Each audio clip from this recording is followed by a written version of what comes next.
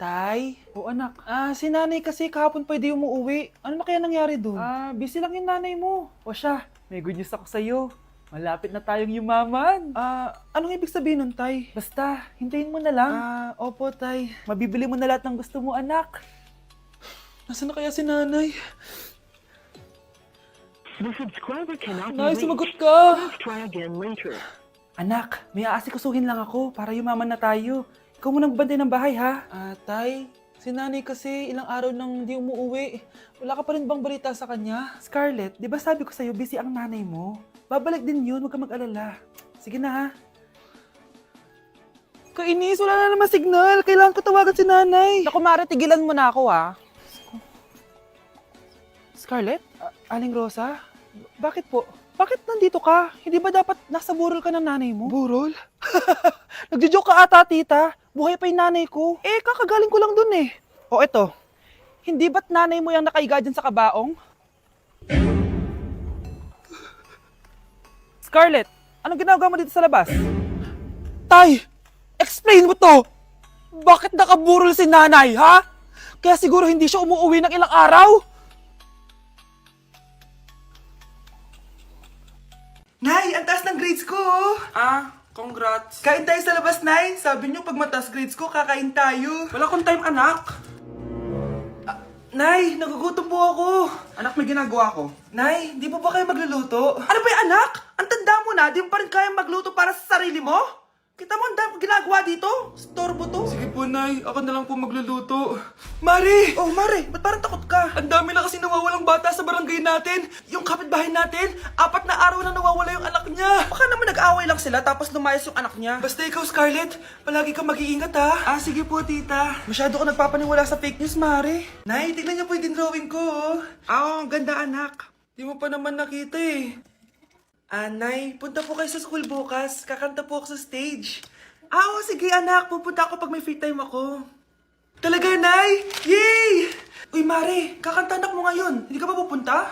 Hindi na siguro, Mare. Marami pa akong gagawin. Hinihintay ka nun. Pagbigyan mo na. Minsan lang. Naku, Mare. Sagabal lang yun sa trabaho ko. Sige na. Marami pa akong gagawin, no? Nasaan ka na ba, Nay? Malapit na akong tawagin. Hindi ka mahal ng nanay mo. Mahal ako ng nanay ko! Tao po. Bakit po, sir? Kayo ba yung nanay ni Scarlett? Opo. Ma'am, nawawala po yung anak nyo. Ano? Si Scarlett? Aware naman siguro kayo na maraming nawawalang bata dito sa barangay natin, ma'am. Scarlett? Yung iba, ma'am, hindi na namin nahanap. Napakawalang kwenta mong nanay. Disturb mo yan. OMG, grabe yung baha, oh. For sure, marami naman nakurakot si Dad. Paldo! Oh, Cheska, ba't ang aga mo? Di ba traffic kasi baha? Ay, opo ma'am, baha nga po eh. Kaya pinag-helicopter na ako ni Daddy para safe ako. Kawawa nga po yung mga tao eh. Wow, sana all. Yes Daddy? Opo, nandito na po ako sa school. Yung baon kong 1 million ha, send mo na. Ha? 1 million yung baon niya? No! Binasan mo yung Chanel bag ko! Sorry, Cheska. Alam mo ba kung magkano to, ha? 600,000 to! Mas mahal pa to sa bahay nyo! Napakamahal naman yan. Whatever. Papabili na lang ulit ako. Salamat ka, mabait ako. Nahiya naman tong 300 peso na bag ko. Be, tara sa kantin. Nag-crave ako ng siomay tsaka ng kwek-kwek. Tara. Pwede bang sa Wolfgang na lang tayo mag-lunch? Hindi kasi ako sanay sa mumurahing pagkain. Be, anong kala mo sa akin? Anak ng CEO? Ano ba yan? Hindi ba kayo binibigyan ng allowance ng daddy nyo? Ako na nga lang. Hindi ka naman ganyan dati. Okay, class. Si Cheska na ang bago nating treasurer. Ma'am, wag si Cheska. Kukurakutin niya lang yung class funds natin. Parang tatay niya. Flood control, ayaw. Gastos, gusto. Kaya mayaman si Cheska kasi korap ang pamilya niya. Ang laki ng tax na binabayaran ko. Sa Disney Princess pala natin napupunta lahat. Habang kami, binabaha na dito. Ikaw pa helicopter lang. Wow, napaka-lavish mo naman. Tsaka, pairam muna ako nito Chanel bag mo ha. May ambag din ako dito, no? Hindi kami titigil hanggat walang nakukulong. Deserve nyong magdusa. Okay, class. Welcome back! Oh, ba't parang di kayo masaya? Paano kami magiging masaya, ma'am? 10 activities yung gagawin namin. Alam nyo, puro kayo reklamo. Konti pa nga lang yun eh. By the way, may bago tayong gagawin. Sabihin nyo sa akin kung ano yung New Year's resolution nyo. Mag-umpisa tayo kay Kyle. Ako po, ma'am. Sige, ako. Ako ba si Kyle? Ang New Year's resolution ko ay mas gagalingan ko pa sa school. Very good! Okay, next, Scarlett. Ang New Year's resolution ko ay ang magka-jowa. Last year ko pa wini-wish kaso hanggang ngayon wala pa rin akong jowa. Lu, paano ka magkaka-jowa? Lahat na lumalapit na lalaki sa'yo, nire-reject mo. Kala mo ang ganda-ganda niya. Kung ikaw magiging jowa ko, wag na lang. Mamatay na lang ako. Tama na yan. Samantha, ikaw na. Ang New Year's resolution ko ay wala. Dahil sobrang perfect ko, no? Feeling naman neto. Ako kaya yung pinakamabait at pinakamaganda dito, no? Ang pinakamasamang ugali. Anong sabi mo? Totoo naman eh. Dapat ang New Year's resolution mo, ang maligo ka. Puro ka make-up, ang asim-asim mo naman. Ganon? Ang New Year's resolution mo dapat ay ang mag-toothbrush ka. Dahil ang baho na hininga mo, lahat ng crush mo, nata-turn off sa'yo. Kumpara naman sa'yo, be. Itsurang pa lang, nata-turn off na sila. Walang iya ka? Manda ka sa akin pagkatapos nito. Ang New Year's resolution ko ay ang ibagsak kayong dalawa. Ayun na, bilisan mo! Hala, dugo ba yung pinampunas niya sa mukha niya? Anak, tignan mo to, oh. Ano yun, Nay? Anak, ano yung nasa mukha mo? Dugo ba yan? Ginagaya mo ba yung pinupload ko? OA ka talaga, Nay. G2G peeling solution to. Gentle exfoliating to. Tinatanggal nito yung mga blackheads, whiteheads, tas nakakaliit din ng pores. 2 times a week ko to ginagamit, kaya instant glowing at smooth na yung texture ng skin ko. Ay, perfect yan, anak. Ang dami ko pa namang blackheads tapos ang laki pa ng mga pores ko. Charan! O, ito, Nay, sa'yo na to, 199 pesos lang yan. Thank you, anak, ha. Huwag mo na ulit ako gugulatin ng ganun, ha. OA ka lang talaga, Nay. Hey Susan, someone's calling.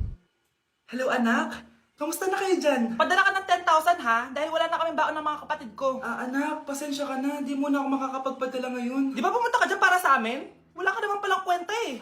Sige anak, gagawin ko ng paraan ha. Di na muna siguro ako bibili ng gamot para may maipadala ako. Ako? Wala na ako nanay, di ba? Sino yung tumatawag, te? Di ba nasa ibang bansa yung nanay niya? Ano naman gusto mo? Hello anak, buti naman sinagot mo na. Nagpadala pala ako sa inyo ng mga kapatid mo. Baon niyo yun tapos pampagawa na rin ng bahay. Okay, ikaw na bahala dun ha. I love you. So ayun na nga. Hello Mars? Mars, alam mo ba, yung anak mo, lasing umuwi kagabi. May kasama pang lalaki. Baka ibang babae yun, Mars, ha? Hindi naman ganun yung anak ko. Sure ka ba talaga, Mars, na yung mga perang pinapadala mo, napupunta talaga sa baon at bahay nyo? Ano? Nakapagpadala ka na ba ng pera? Oo, anak. Nagpadala na ako kanina. Dagdagan mo, ha? Marami kaming bayarin ngayon. Anak, matanong ko lang, saan mo ginagastos yung mga pinapadala ko? Babe, ano ba? Babe, shot ka pa. Ano to, Scarlett, ha? Dito lang ba napupunta yung mga pinapadala ko sa'yo, ha? Mga alak at vape na yan? Ba't umuwi ka pa? Nagpakahirap ako sa ibang bansa para sa inyo ng mga kapatid mo. Simula nang iniwan mo kami, wala na kaming nanay. Sa tingin mo ginusto ko to, ha? Wala akong choice, Scarlett. Ginawa ko to para sa inyo ng kapatid mo. Sa tingin mo ba ginusto namin na umalis ka? Nasanay kami na wala ka. Kaya okay kami kahit mawala ka. Nay! Una na kami, Scarlett, ha? Salamat po sa pagpunta. Scarlett, pinapabigay yan ng nanay mo bago siya mamatay. Ang laki nito, tita. Inipon ng nanay mo yan para sa inyo ng mga kapatid mo. Sana gamitin mo ng maayos. Kahit wala ka na, hindi mo pa rin kami pinapabayaan. Salamat, Nay. Sana yan ang makakapagpabago sa'yo, anak. Balang araw, babalikan din kita. TikTok ko, puro dalang It Really Hurts. Kaya naman gumawa ako ng kanta. Pakinggan nyo. It really hurts. Ang magmahal ng ganito, minahal ng totoo, nakuha pang manloko. Boom! It really hurts ang magmahal ng ganito. Akala mo yun lang ginawan ko ng kanta? Meron pa. M to the B, M to the B, M, M, M, M, M to the B. Huwag kang magalala, mamahalin kita, B. Nay, alis na ako. Anak, nagtoothbrush ka ba? Parang medyo may amoy. Ha? Oo nga, pero nagtoothbrush naman ako, Nay. Sigurado ka bang hindi fake yung nabili mong toothpaste? Di ko alam, Nay. Nay, nakauwi na ako. Anak, anong nangyari dyan sa mukha mo? Nagre-rejuve ka ba? Ha? Na-sunburn ako, Nay. Naglagay naman ako ng sunscreen Anong nangyari sa mukha ko? Ayan ka na naman Sigurado ka bang hindi fake yung nabili mong sunscreen, ha? Di ko alam kung totoo yun, pero mura lang kasi yun Bakit parang puro fake na lang nabibili ko? Bili na lang ako sa Shopee Mall. Nay, yung mga parcel ko, dumating na ba? Oo. O, eto. Ano naman yung mga yan, ha? Mga essentials, Nay, like this Belo Sun Expert Dewy Essence na buy one, take one. Alam mo na, malapit na ang summer. O, eto pa, Nay. Colgate Optic White, Purple Toothpaste at O2 Aromatic Menthol para sa fresh breath at whiter teeth. Anak, sigurado ka ba mga authentic yung mga pinagbibili mo, ha? Oo naman, Nay. Eto, sigurado na talaga ako dito dahil sa Shopee Mall ko to nabili. Nandito na kasi mga big brands pero lower than SRP. Ayan ang gusto ko, sa sigurado. Lahat dito 100% authentic. Kaya kayo, shop na dahil sigurado sa Shopee Mall. Anak, labas ka nga sandali dito. Dito yung jowa mo naghihintay sa'yo. Talaga, Ma? Nandyan siya? Sige, ito na po. Ma, wala naman.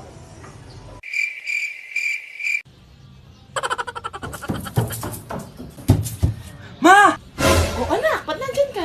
Wala naman yung jowa ko sa labas eh. Naghintay ka ba? It's a prank! Wala ka naman jowa eh. It really hurts ang magmahal. Ma! Andito na order mo! Talaga? Wow, ang bilis naman. Lagi na nga. Ma, Wow! ano ba yan, Ma? Pampaganda, bakit? Ayok mapag-iwan sa mga kumari ko, ano? Ayok magmukhang losyang. Ma, di ba yan? Di mas masakit pa nung iniwan kanya. Ba't ka pa kasi nakipagrelasyon sa kanya? Alam mo, nung una pa lang, ayoko na sa kanya. May nararamdaman na ako kakaiba. Ewan ko ba sa'yo? Bakit pinatulan mo pa yun? Yun tuloy, nasaktan ka. Ka na nga magjojowa. Ma, tinanong ko lang naman kung ma-updi yan eh. Basta, huwag ka na magjojowa. It really hurts ang magmahal ng Samahan niyo ako magpaligo kay Ravi. Tara, calm down, calm down. Ravi, say hi. Ayun na.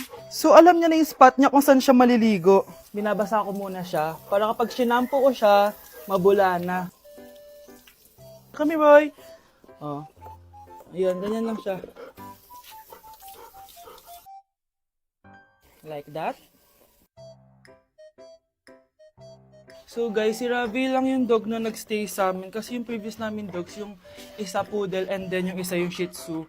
Parang 3 months pa lang sila, tapos parang nagkasakit ata ng parvo. And then yun, nawala. So natrauma na ako sa mga small dogs. And then sakto, nung birthday ni Honey Bunch, nag-request siya for a golden retriever. Here's Ravi! Nandito na siya. He's been around for 2 years na. And ang laki niya na, guys. Sobrang taba niya na. Do you like this massage? So ang goal namin is at least once a week, mapaliguan namin siya. So babanlawan na natin si Ravi. O go! Come here, boy! Hindi, iniwan na ako. Ken. Ito yung spot kasi kung saan dinadry ni Honey Bunch si Ravi eh. So, dito siya magdadry. Hi ka muna. Ayan na. Ravi, hi. Here, boy. O, come here. O, belly Ravi. Come here. Ravi. Gusto nyo nang binabelly rub siya, guys. O, belly Ravi. O, belly Ravi. Guys, ano? Belly Ravi. Belly Ravi. Belly Ravi. Say bye-bye.